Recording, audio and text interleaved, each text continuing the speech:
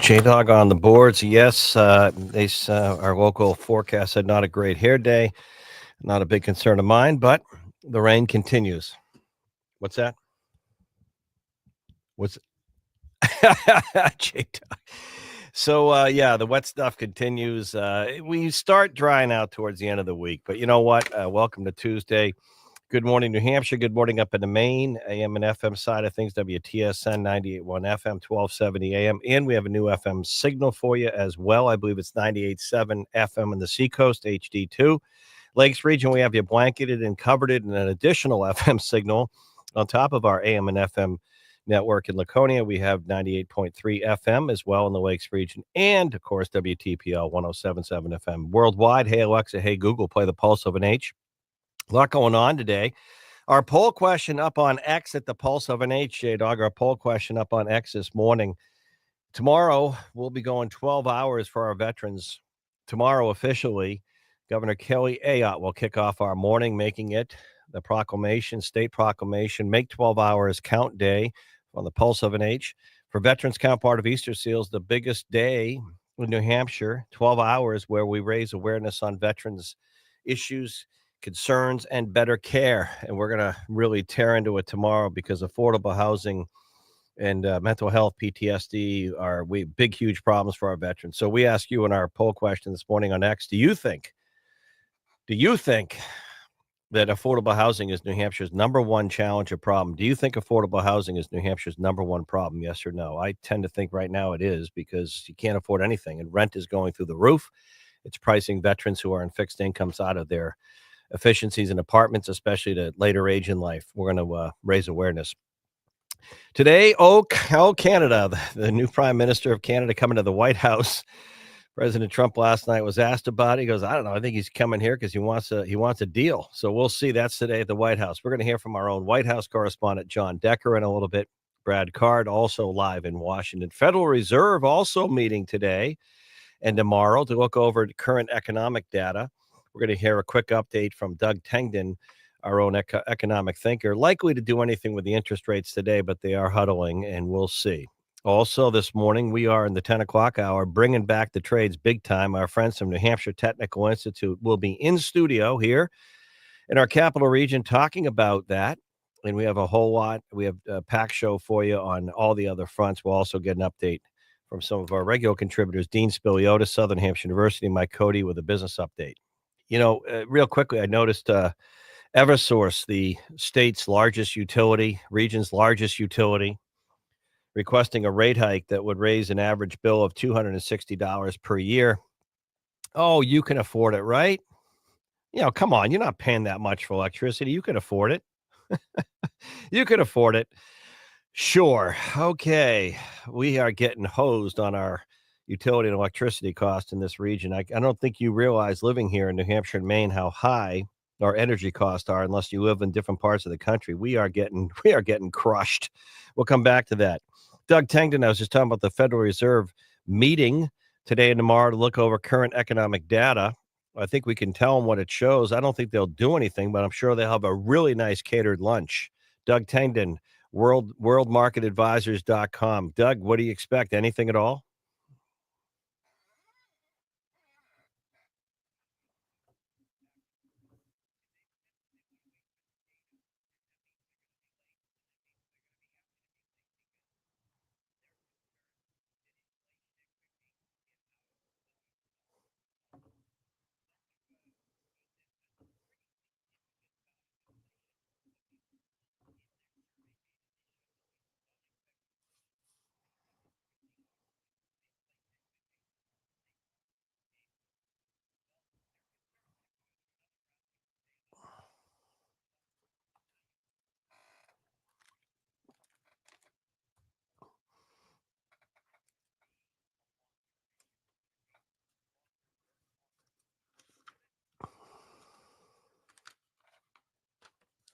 Well, it's interesting. I think the jury's out. We know it is. You've talked about it. Uncertainty and just the uncertainty alone can push things to slow down. You're feeling it. We'll see. Now, it's interesting. Do you have a quick take on the new Canadian Prime Minister coming to the White House to meet with the president today? Obviously, trades on the subject. I don't think they're going to be talking about the Winnipeg Jets beating the St. Louis Blues, or Toronto Maple Leafs last night edging the Florida Panthers. But they're talking trade.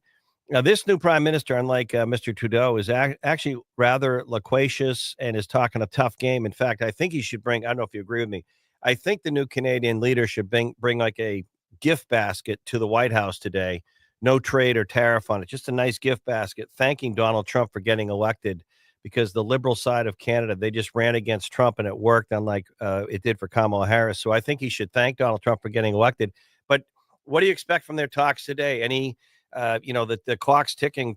President Trump said last night he hopes he's probably there to get a deal. He goes, everyone wants a deal. Do you think that Canada will get a? Do you think we'll get a deal with Canada today or not?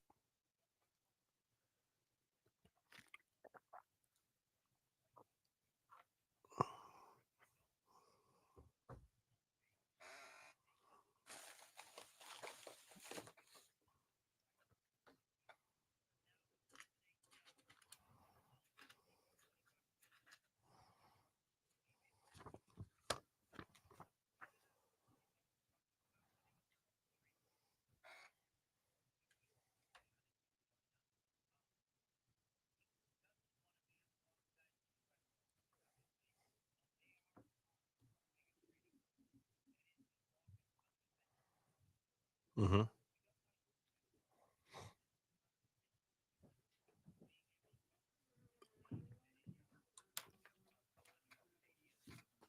Yeah.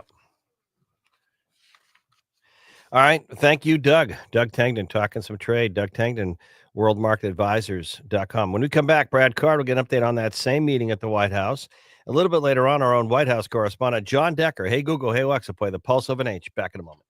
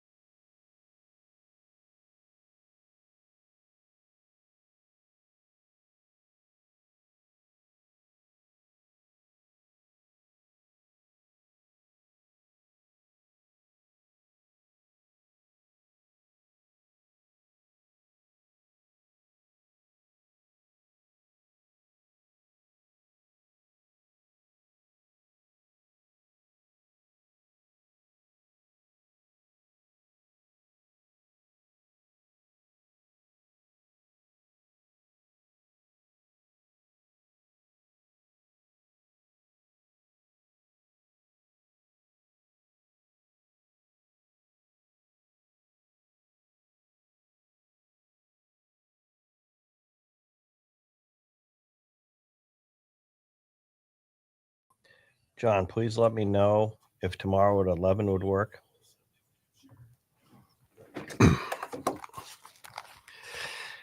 Just taking a look out the window, J Dog, to see if it was going to dry up and get some sun, but I don't think it's happening today. We're overcast again on your Tuesday. Uh, I think towards the end of the week it gets, and by the weekend, Friday, by the way. Yeah, tell me the results.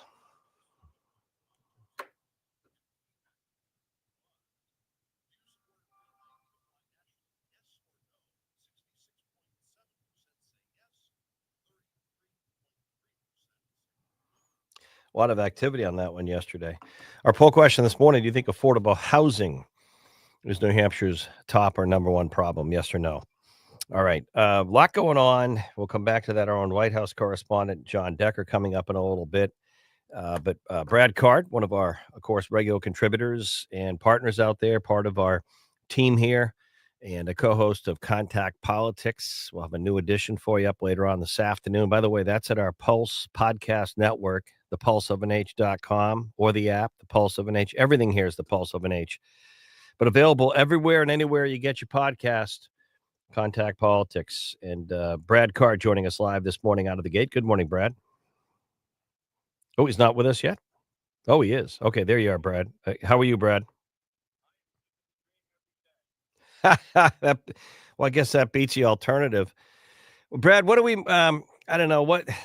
The economy is everything. I think the Fed's meeting today and tomorrow. They're not going to change rates, but they're looking at the data. Here we are in the trade vortex. That's my term, not the New York Times. The trade vortex. Leader of Canada coming to the White House today. The new leader.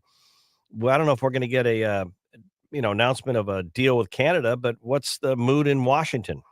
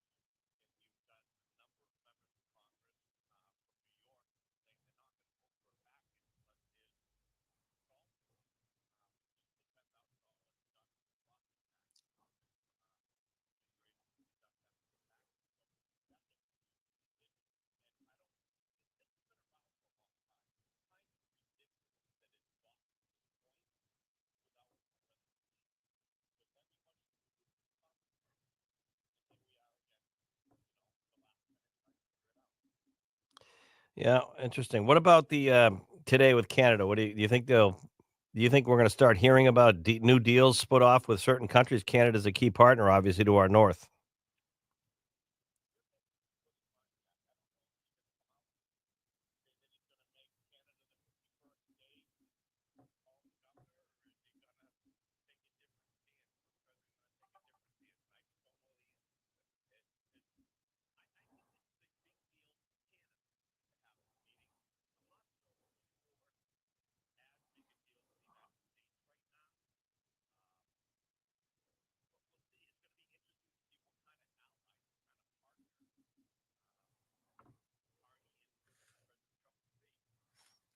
Yeah, well, it's going to be interesting. What else? What are we missing down there? And behind the scenes, what are people talking about? Any big races? It's been quiet here still, not much since we last talked about the specifics of, not much U.S. Senate race activity here, especially on the Republican side. It's been surprisingly or alarmingly quiet in terms of anyone poking their name out there, running. Chris Pappas, the big Democrat name running in the U.S. Senate. We are hearing some newer names now, maybe in the first congressional district, people more interested. Not much in the governor's race here in New Hampshire for the midterms, at least on the Democrat side. What are you hearing? Anything else of interest?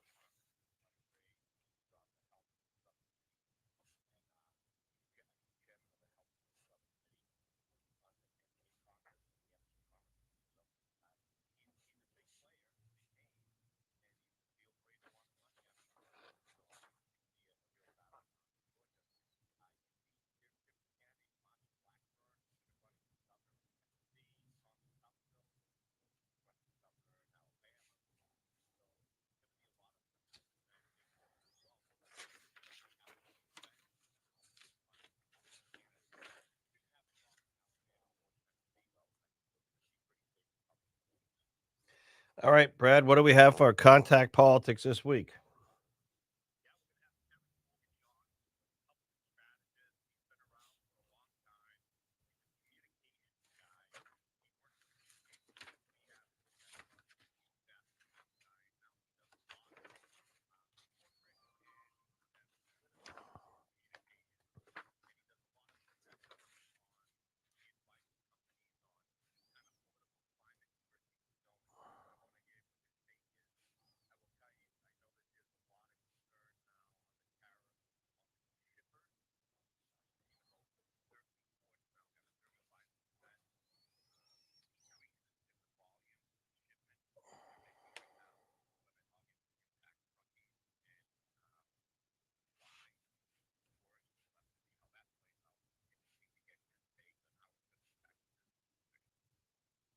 All right, Contact Politics, our Pulse Podcast Network. All right, Brad, enjoy it. Was it raining down there? What's it doing in DC or wherever you are?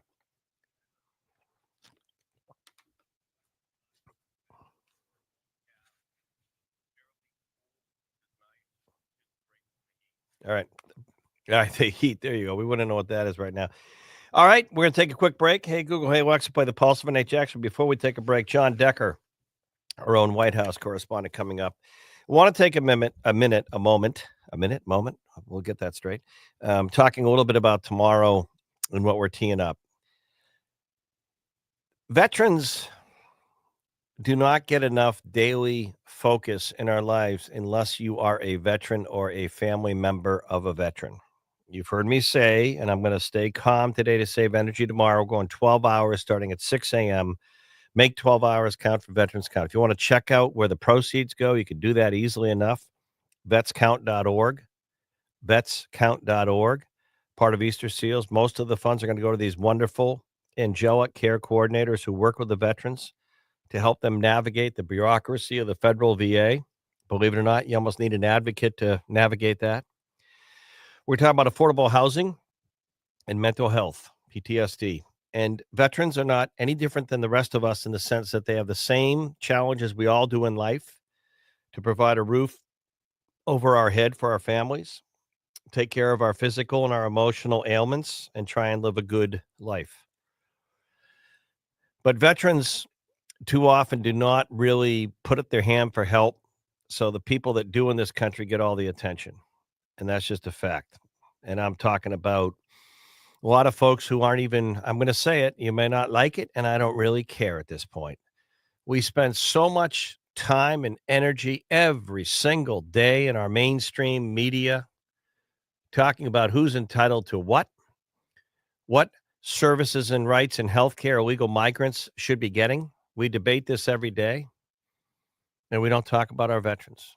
Less than 1% serve 340 million Americans. Suicide once every 8 days in our region. A veteran will take his or her own life. So these problems like affordable housing, rent is driving veterans out. If you have a rent that you were paying 1,800, it jumps up to 2,900, call it 3,000 a month.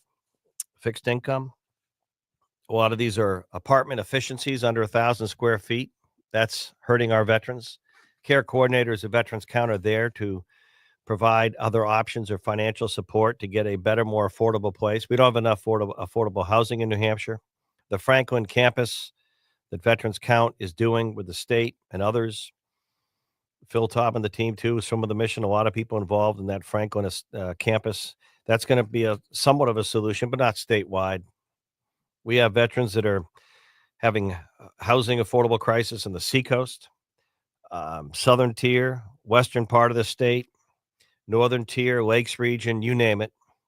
It's across the board. We've really done a crappy job taking care of our veterans on mental health, anxiety, depression, and PTSD.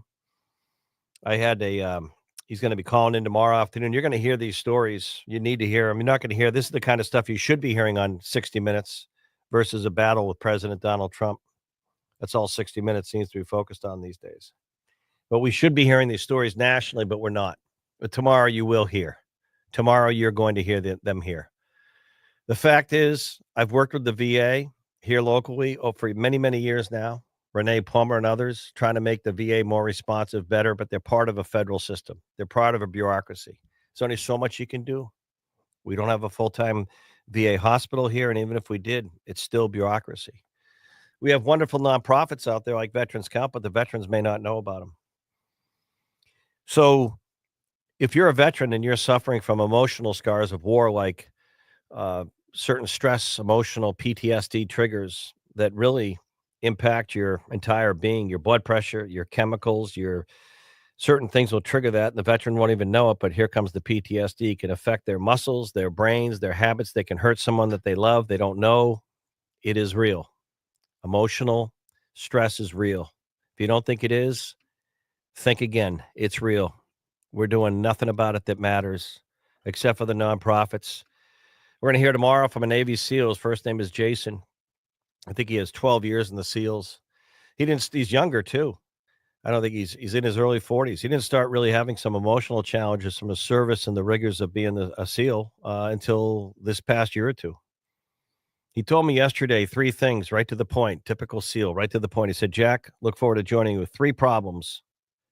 3 problems. There's too much bureaucracy in the VA. You can't just simply call and talk to someone. It's press 1 for this extension for that, the website. Everything's bureaucratic. It turns the veterans away, not in. Turns them away, not in. That's just the reality of bureaucracy. Number 2, for emotional challenges, the common course is they'll issue an opioid to numb your mental anguish, just like drinking alcohol, he said. Self-medication, they call it. They'll even send it to you in the mail easily. Opioids, morphine, numb the pain, emotional. Not cure it, numb it. The therapies that he has found working, he has to pay for out of pocket. Is that stupid or what? I told you about I never knew what cold plunging was. It's cold water immersion.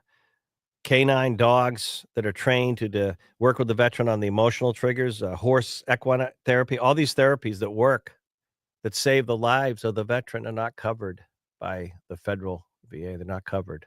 Why would the things that work not be covered? Why is that happening in New Hampshire? If we can't get it right here, we're not going to get it right anywhere in this country. So tomorrow, tune in. Those will be the main focus points. We're going to make a difference, and you can. Your donations and support will help. Let's just take a day for veterans tomorrow, 12 hours. We do it every other day for just about every other subset of Americans. Why not? Let's do it tomorrow for veterans. It's the single biggest day of veteran awareness in New Hampshire now, my 11th annual. Make 12 hours count for veterans count. We'll come back. Our own White House correspondent, John Decker, on deck next.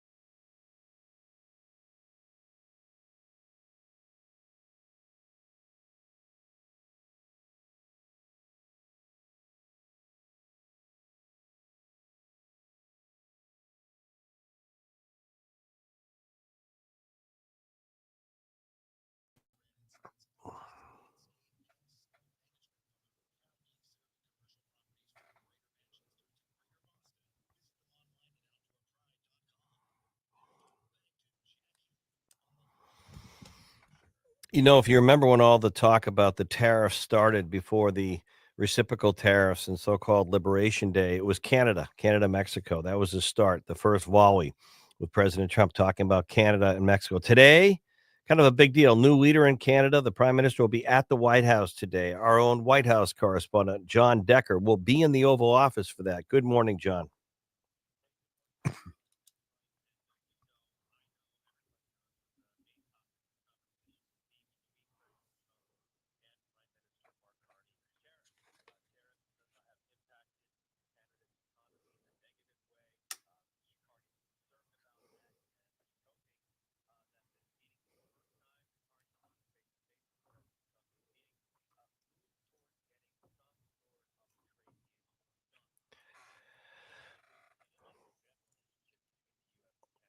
Well, John, I believe watching the optics of this, and I think that I said earlier to one of our economic thinkers, a guest, I think Mr. Carney might want to bring some maple syrup or something from Canada, maybe some vinegar for the president's French fries, because you can thank him for getting elected.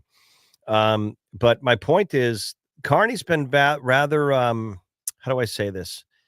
Trudeau was known, his family, but he wasn't as Carney's already being a more forceful prime minister. He's really more vitriolic. He's railing against Trump, saying, "We're gonna do this, we're not gonna let him take us," very much of a, ironically, kind of a defend your country approach. Not a wallflower, Mr. Carney.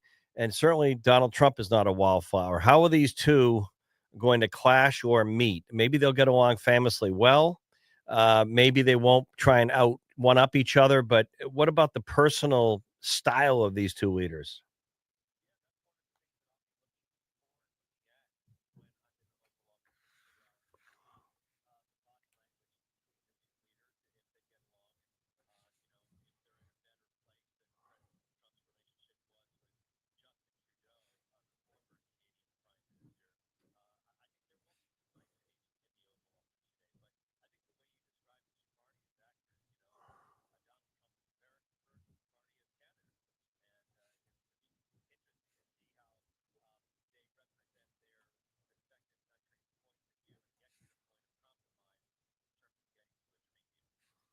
All right, our own White House correspondent, John Decker.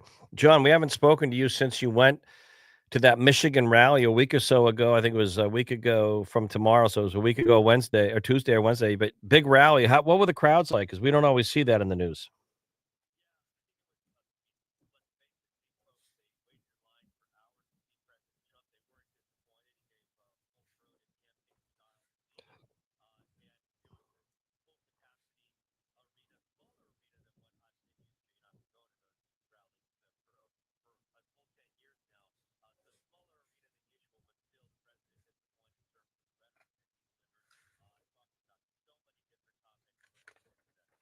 All right, thank you, John Decker, our own White House correspondent. Thank you. Big day. Canadian Prime Minister coming to the White House. We'll see. It's going to take several of these deals for people to, I think, business owners to start getting some clarity. But even with the deals announced, the problem with tariffs is they're not automatic. There's a lot of gray. There's a lot of numbers, percentages being thrown around. No one really knows what it means. But if you're a business owner, you have to do your best guess. Your best guess is not like 100%. You have to do your best guess. If you're in the remodeling and building business and you don't want to pay more, you might have stockpiled some supplies last month, in April or March, which took some operating money out of your business. So maybe you cut back a little bit. Maybe next month or two, you'll be happy you bought that stuff. If prices go up, prices don't go up now, you got surplus inventory. So businesses have been put on that uncertain track, and that's a problem. And the Federal Reserve meeting today trying to assess all this. Now, again, I don't see a couple things happening. I don't see this administration and this president backing off his belief that better trade deals are a mandatory way to adjust the imbalances of trade, get more wealth here, get more money here, get more stuff made here. And you can talk about each win one by one, but it takes some time for all this to happen. It's been years going towards this globalized, make little in America economy to all of a sudden trying to make more stuff here. I mean, just look at your clothing. When's the last time you looked at your could be Levi's. I mean, don't hold me to this, so don't yell at me if you're a Wrangler or a Levi's person. It could be your golf shirt. It could be your slacks. It could be your pocketbook. It could be your hat. It could be your glasses. Try and see where they're made, and chances are it says made in China, made in Vietnam, made in Mexico. You see where I'm going with this? It's been decades of that direction. For maybe it's cheaper labor. That was a big part of it. These other countries could make this stuff here and cargo ships, plane, ship it back to the US. They could make the sneakers, the Apple phones in China in dormitories where people were like forced labor because China doesn't care, but they could make them cheaper there. Car manufacturing. I know no one really explains this the way they should have. Car manufacturing is not just the automobile, it's the parts, it's the chips, it's the interior, the upholstery, the rugs. Look at where it's made. You don't just all of a sudden bring it all back. You can start to, but if it took years to gravitate to a globalized economy, you can shift it back, but it's going to take some time. And I've said this from day one. I think the president, Trump, could be right long term with the strategy of trying to right the imbalances of trade and more people have been charging us for more than we have them and try and get stuff moved here and bring it back. But here's another question that no one's really asked. So you bring back a manufacturing facility to the United States from, say, Mexico, making car parts, and you're going to put it in I'm just being hypothetical, Indiana. You're going to have enough skilled workers to go work in that factory? It's a question mark. Right now in New Hampshire, in the 10 o'clock hour today, you're going to hear we're talking about bringing back the trades here. Why do we have to bring back the trades? Part of this is what we're just talking about. For the last 20, 30, 40 years, we've shut down the trades in this country. Advanced manufacturing, high-tech manufacturing, making stuff, it's sort of been going away. Factories have been closing. They've been made in other countries, so the workforce has shrunk. Now, the housing here, the remodeling, the building, the plumbers, the HVAC, the electricians, we have a shortage because we shut down the trades and public education. We made it sort of a bad, dirty thing, dirty jobs. Mike Rowe, that's why he was joining us and been with us so much on the show for bringing back the trades. In the last decades, he's been talking about we never should have gotten rid of the trades. They're not dirty jobs. The millionaire next door today is the HVAC owner, not the doctor. And that's a fact. Not the airplane pilot. It's the HVAC owner, the heating, the plumber. The plumber is the millionaire next door. So the smart people stayed in the trades, but the younger people are just starting to. That's why community colleges are growing. Our community college system is growing at a faster arc and curve and pace than our four-year undergraduate universities. That's another thing we need to adjust. Our community college is where it's all at. That's where the game is at. The demand, the enrollment, the affordability, and how about this? I keep repeating this. This is a headline. It should be. When we, a week or two ago, we'll hear from them in the 10 o'clock hour, had our friends in from New Hampshire Technical Institute, Patrick, President Tompkins, and his director or dean or director of medical imaging. Medical imaging. You can't really get a physical or get seen if you break a bone without it. Medical imaging. 150 students in the New Hampshire Technical Institute graduating class for medical imaging, graduating this month, the month of May. Just listen to this for a minute. 150 students. The director sat to my left a few weeks ago in my studio and said, every single one of those 150 students already has and is signed to a full-time job. Every one of the graduates before they graduate has a full-time job. And many of them get a signing bonus. There's not a college president in America, including Harvard, of a four-year university that wouldn't love to say that. You even go to the Ivy League universities, political science majors, business majors, engineers. If they have 600 people in their graduating class at a bigger, more prestigious university, you can't tell me 100% of those graduates already have a full-time job. It might take them months, 3 to 6 months to go interview and get those job offers and then take the best offer. At New Hampshire Technical Institute, every single one of the 150 graduates in the medical imaging, that's just one area of healthcare that's booming New Hampshire. That's just one of our community colleges. Every single one of the 150 graduates, every single one of them already has a full-time job, and most, she said, have gotten a bonus before they even hear who their commencement speaker is. You tell me what matches that. Hey, Google, hey, Alexa, play the Pulse of Nature. Come back. We'll tell you what Florida, the state of Florida, is doing when it comes to a gold standard. Adam Van with Alpine Gold Exchange with an update. Top of the 10 o'clock, we'll talk and have our friends in our studio from New Hampshire Technical Institute. Hey, Google, hey, Alexa, play the Pulse of an Age. Back in a moment.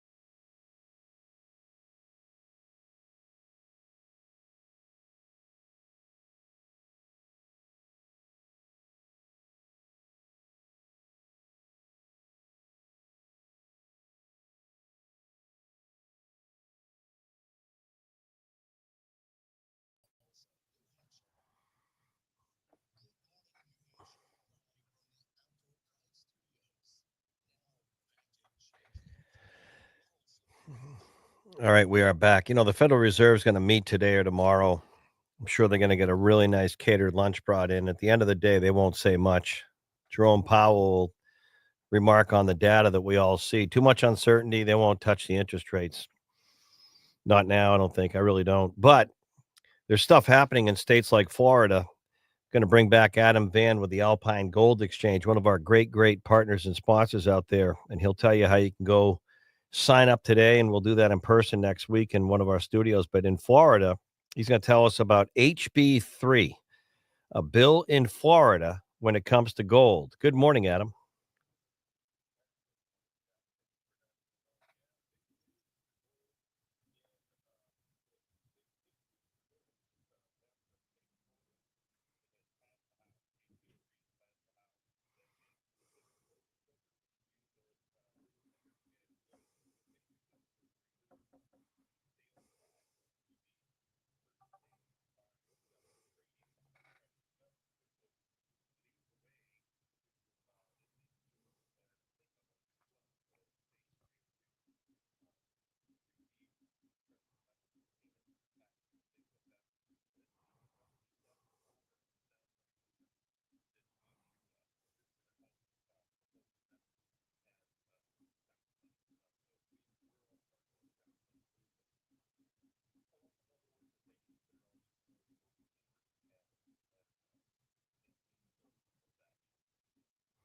Interesting. Now, do you think that's something you'd ever see here?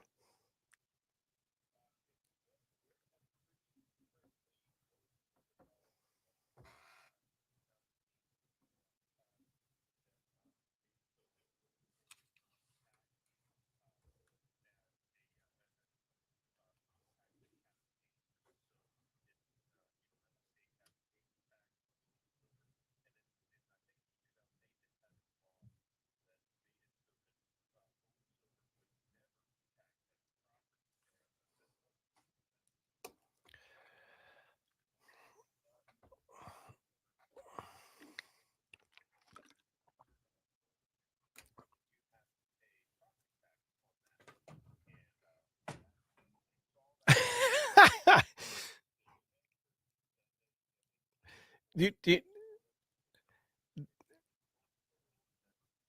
did didn't you know, Adam, that in Massachusetts, if you have a pet and it breathes oxygen, they're gonna start taxing you for that oxygen breath? No, no, no, it's seriously, they sit around and they think about every which way they can tax you, and some people I don't know the definition of political or fiscal insanity, but maybe it's keep doing the same thing and over again, thinking of a different result. I look at it's my home state originally, but I left it at a very young age for college, never looked back, don't miss it. I'd live anywhere but Massachusetts. I don't get it. I really don't. That doesn't mean I don't wouldn't love still walking around Boston, but it's not a very warm, friendly city. But I grew up north of Boston. I don't, I grew up in a great historic part of Salem, Marblehead, Swampscott, Mass. Great upbringing. But I look at the state today and I scratch my head. But then I got brother-in-laws in family in the state of Maine, and they say the same thing.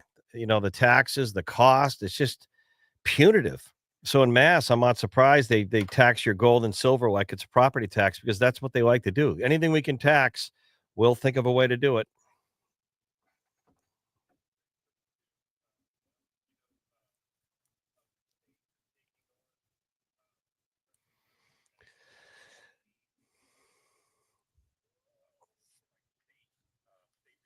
Yeah. Well, they're right.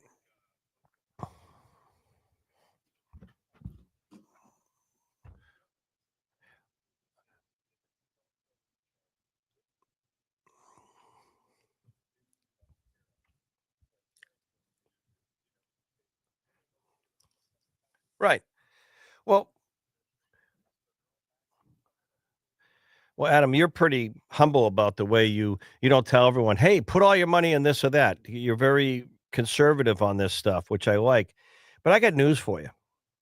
No one's talking about the fact that Social Security in 7 years, if we don't do something now, is gonna be upside down. You're gonna get 20% less, and a lot of seniors rely on that. No one talks about a 35, $36 trillion debt or that our interest payments on that debt alone total more than our Pentagon or defense budget just on the interest. We're at about 100%, I mean, of everything we make in this country. So guess what that does to the value of the dollar? Yeah, well, guess what? The gold doesn't tank. Gold doesn't tank. Yeah,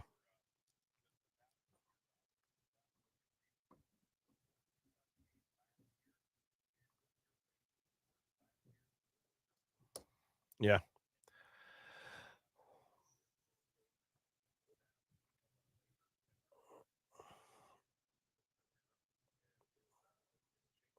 yeah,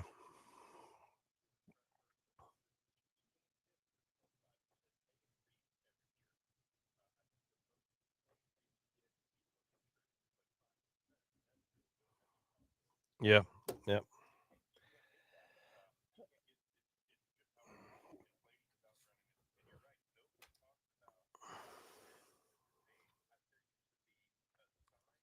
I know, well, they still have it.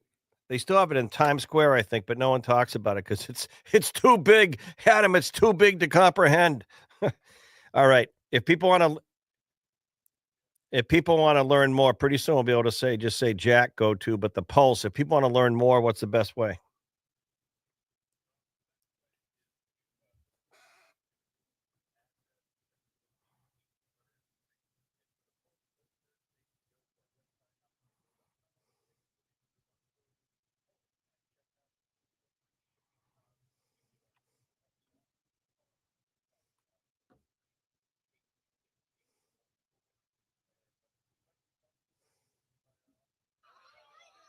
Thank you, Adam. Interesting. Florida and other states. Thank you, Adam. Yeah, in Massachusetts, they'll charge you if you have gold or silver, but they'll call it a property tax. What taxes don't they like down there? Well, I'm being totally serious. What taxes do they not like in Massachusetts and Maine? Income tax. You know what's amazing? This is something again under the common sense category that no one talks about. This is rather remarkable to me. This is rather remarkable to me. We have Maine struggling with a budget. We have New Hampshire as a tough budget. Yesterday, Kelly Ayotte on my show a few weeks ago, she didn't like some of the cuts the House Republicans were proposing in the new 2-year budget, so she wants to restore some mental health cuts. We have New Hampshire, less federal money, so they got to come up with a budget. Massachusetts. But in those states, in Mass and Maine, all they do is propose 20 or 15 new taxes to deal with the shortfall. Do you ever notice that? Mass and Maine, they just talk about raising taxes to deal with the shortfall. They don't cut. They don't cut. They don't cut anything. And you know what's mind-boggling? How is it New Hampshire is able to balance a budget and come up with a new 2-year budget without new taxes? But here's the kicker. Here is the kicker, folks. This is the big, big question. How is New Hampshire able to do it without an income or sales tax? Can anyone out there tell me? Class, anyone out there tell me? Bueller, how do we do it without an income or sales tax? Mass has 3 income taxes. Maine has a couple. Sales tax, how do we do it? Is the water different here? Is it the granite? Is it the asphalt? How do we do it? No income, no sales tax. Isn't that amazing? Back in a moment.